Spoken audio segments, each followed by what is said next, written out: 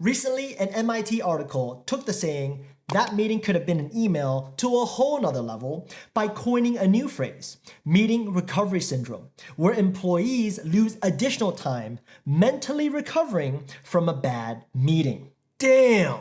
Although very few of us have formal training in meeting management skills, we can all apply tips from the 40-20-40 rule to run meetings our colleagues actually look forward to attending.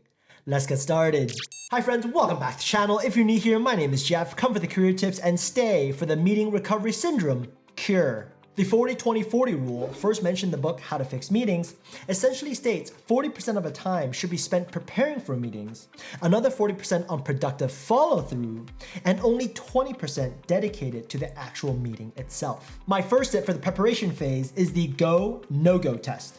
A meeting is unnecessary if any of the following are true.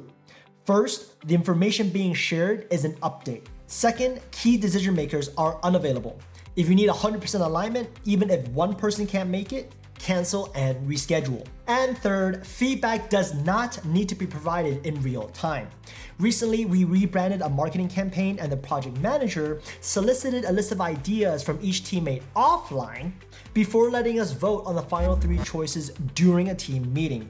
Great use of time, we decided in less than 5 minutes. Speaking of who should join, tip number 2 for running effective meetings is don't over-invite. The rule of thumb here is to only include one representative from each department or function affected by your project. They'll be responsible for gathering input from their teams and bringing those insights into the meeting, and then briefing their teams on the decisions and next steps afterwards. Pro tip, if someone doesn't have action items at the end of the meeting, they probably didn't need to be there. Tip number 3 for running meetings that don't suck is something I call the OC combo. Nope, not that OC as much as we like Seth, but rather objective and context. These should be sent ahead of the meeting via email and included in the calendar invite for easy reference.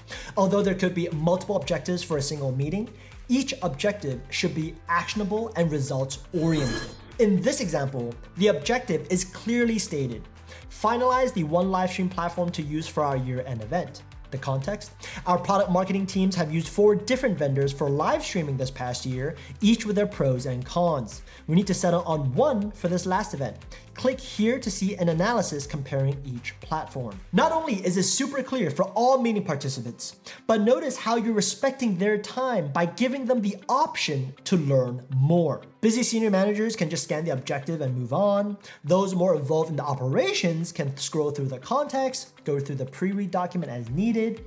Pro tip, grant access to any files you add to the calendar invite before they're sent out. I'm probably gonna get a lot of hate for tip number 4 because people think it's try hard, but I think it's super effective and I call it the pre-alignment appetizer. Long story short, you wanna get the meeting participants buy-in before the meeting, the main course itself, either through a ping, an email, or even a quick one-on-one meeting. A meeting before a meeting, Jeff? Really? Why the would I do that? This tactic is extremely effective because your colleagues are much more likely to be upfront about their concerns during this offline one-on-one chat, giving you the opportunity to address any complications before the meeting. To give an oversimplified yet very accurate example, imagine you're working with 3 people and they would have each raised one separate issue during the meeting.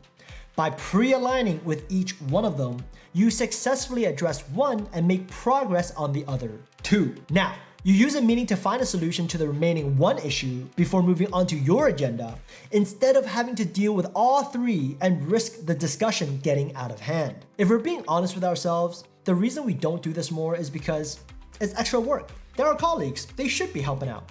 But it's precisely because pre-aligning with them shows we don't take them for granted that they'll take the meeting even more seriously. Moving on to the during phase, the 5th tip for running effective meetings is inclusive facilitation. Here, to prevent a few individuals from dominating the discussion, you want to use tools to give everyone a chance to provide their input. For example, you can use Mentimeter, Slido, completely free online tools to run polls and create word clouds when brainstorming ideas.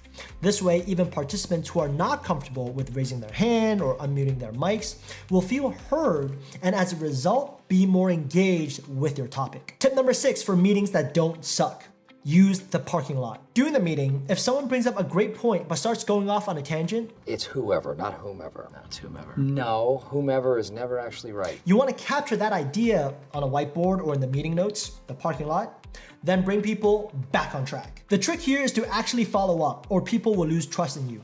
For example, a manager I recently worked with said, "That's really interesting. Let me pencil that in during our one-on-one later this week, and we can bring up our findings during the next weekly update," which I thought was a great way to phrase it. Tip number 7, call people out. Yup, I said it. At the end of a meeting, when next steps have been agreed upon, first take the lead and share your own action items. Then confirm next steps with each participant by mentioning their name. Using their names instead of vague terms like, "Okay, so it's all agreed, we will move towards this direction," gets rid of any room for miscommunication and prompts your teammates to clarify any ambiguity before the meeting ends. Moving on to tip number 8 for the after phase. Send a concise meeting summary. One line of pleasantries, 1 or 2 key takeaways that capture the main point of the meeting, and of course, action items that again are tied to individual names. Pro tip, if it's a weekly project update meeting, use one email thread so previous discussions can be easily referenced. I actually include this email template on my website for you to download, link down below. Tip number 9 for running effective meetings is to prepare something I call after action comms. For example, if a sales POC, point of contact, is supposed to brief the sales team on next steps, draft an email or slide for them to send to their team. Not only will this ensure nothing gets lost in translation, but you have literally decreased the friction for your colleagues so much so that they will definitely take action, helping you push your agenda forward. Tip number 10 is the most try-hard one so far, and that is the tried and true method used throughout the ages: bribery. I can feel some of you shaking your head in disgust and hovering over that unsubscribe button, but in my experience, bringing coffee, donuts, snacks to the meeting immediately lightens the mood, and the rule of reciprocity means the participants are now much more likely to buy into your ideas. If you found these tips helpful, you might enjoy my video on how to have productive one-on-ones with your manager. See you on the next video. In the meantime, have a great one.